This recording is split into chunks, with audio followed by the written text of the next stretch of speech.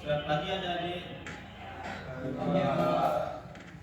Nah, sebelum kita mulai perkuliahan pagi ini, langkah baiknya kita buka dengan penyanyian. Assalamualaikum warahmatullahi wabarakatuh. Nah, di pagi ini Bapak akan membawakan materi tentang throttle body motor.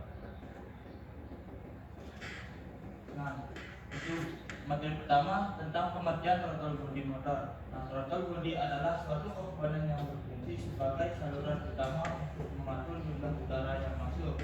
Ketika mengoperasikan throttle valve melalui throttle valve, diketahui throttle body memiliki beberapa sensor, yaitu throttle position sensor atau bisa disebut juga dengan CPS, intake air temperature, atau bisa disebut dengan IAT sensor, dan manifold absolute pressure mark sensor. Nah, di sini Bapak sudah berikan foto gambar throttle bodinya. Nah, di sini Bapak juga membawa langsung throttle bodinya. Nah, buat adik-adik yang suka main ke bengkel atau sering bermain ke bengkel, pasti sudah tidak asing dengan alat yang Bapak bawakan. Nah, yuk kita lanjut sekarang. Nah, di sini ada beberapa komponen throttle body motor. Nah, sesudah ketahui fungsi throttle body motor, karena itu harus dipahami fungsi throttle body. Ada beberapa komponen throttle body seperti throttle valve, idle speed control, throttle position sensor atau bisa dibilang dengan TPS dan sebagainya. Sama sesuai konstruksi pada kendaraan berikut komponen throttle body. Nah, ini adalah beberapa komponen dari throttle body tersebut.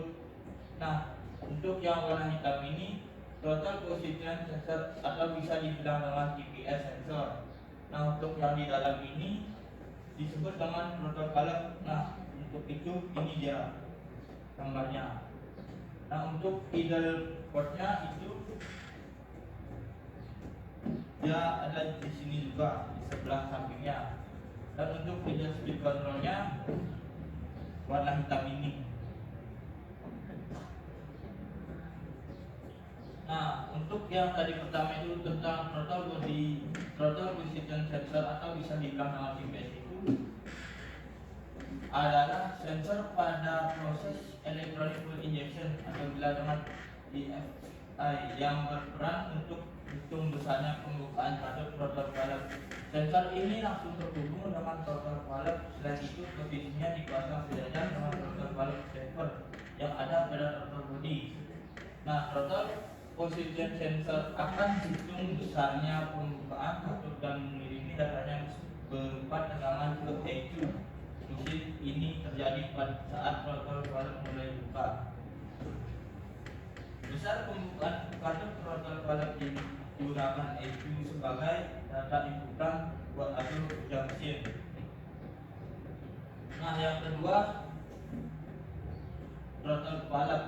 Nah, throttle valve pada throttle body memiliki fungsi untuk mengatur jumlah udara yang masuk ke intake manifold dengan cara membuka dan menutup saluran khusus sama sesuai tindakan kaki pada pedal gas.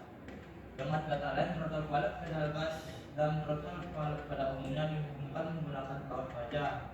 Tapi bertepatan dengan peralihan zaman saat ini sudah banyak throttle valve yang menggunakan motor elektrik sebagai penghubungnya. Proses ini lebih dikenal dengan panggilan drive flywheel, berfungsi sebagai katup gas pada throttle body.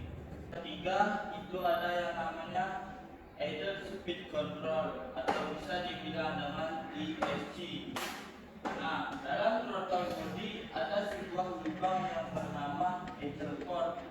Pada status throttle valve akan tertutup penuh, maka diperlukan lubang untuk mengatur jumlah udara yang masuk ke dalam mesin, sehingga dibuatlah idle port. Nah, idle port berperan untuk salurkan udara melalui sebuah saluran pipe pada saat mesin terdapat pada kondisi idling stasioner. Tujuannya agar mesin tetap hidup dan memperoleh suplai udara yang cukup kuat mengerjakan proses pembakaran. Jumlah udara untuk idling yang mengalir melalui idle pot ini akan dikontrol langsung dari ECU mesin melalui idle speed control, khususnya untuk kondisi idle AC. Pada intinya, fungsi idle speed control ESC ini akan mengatur dan menjaga kondisi RPM mesin agar kembali stabil pada RPM idling berdasarkan perintah dari komputer mesin, atau bisa dibilang dengan engine ECU. Nah, di sini Bapak juga akan memberikan cara perawatan throttle body. Yang pertama, kita cek kebersihan filter udara. Peran filter udara pada motor sangat signifikan, terutama pada throttle body. Jika komponen ini kotor, maka akan berpengaruh pada tarikan motor yang terjadi menjadi lebih berat, atau bisa dibilang juga lemot. Tak hanya tarikan motor yang berat, tetapi berdampak pula pada konsumsi bahan bakar yang lebih boros. Nah, yang kedua, cek sensor-sensor pada bagian throttle body. Pada umumnya terdapat banyak sensor di throttle body, tapi setiap tipe motor memiliki jumlah sensor yang berbeda-beda. Contohnya, sensor tekanan udara, sensor temperatur udara, dan sensor bukaan gas. Sensor-sensor tersebut sebaiknya selalu rutin dilakukan pengecekan selama servis berkala. Karena jika terdapat sensor yang bermasalah, maka sebaiknya sensor tersebut dapat segera diganti. Yang ketiga, selalu servis di bengkel resmi. Nah, dengan servis di bengkel resmi, maka bisa dilakukan pengecekan pada motor Anda dengan menggunakan Yamaha Diagnostic Tool yang bisa mendeteksi kondisi kesehatan dari masing-masing sensor dan bagian pada throttle body.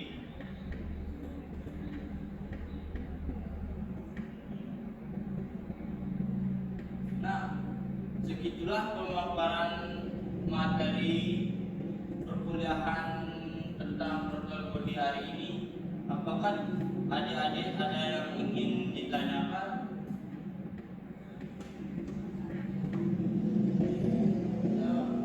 Ya, bisa berdiri.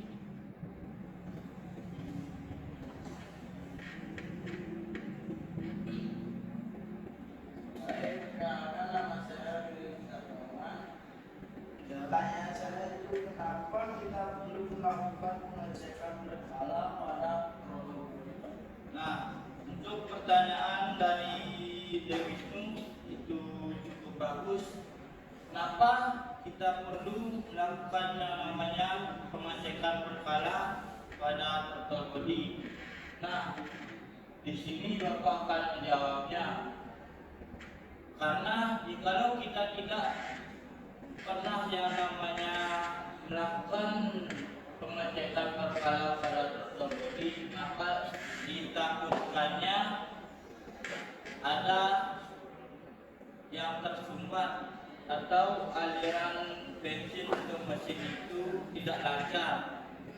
Maka jikalau itu terjadi, motor akan sangat lambat dan juga tidak normal larinya. Atau pada saat digas itu, motor itu tidak seimbang dengan lari standarnya atau yang baru mengambil di dalamnya.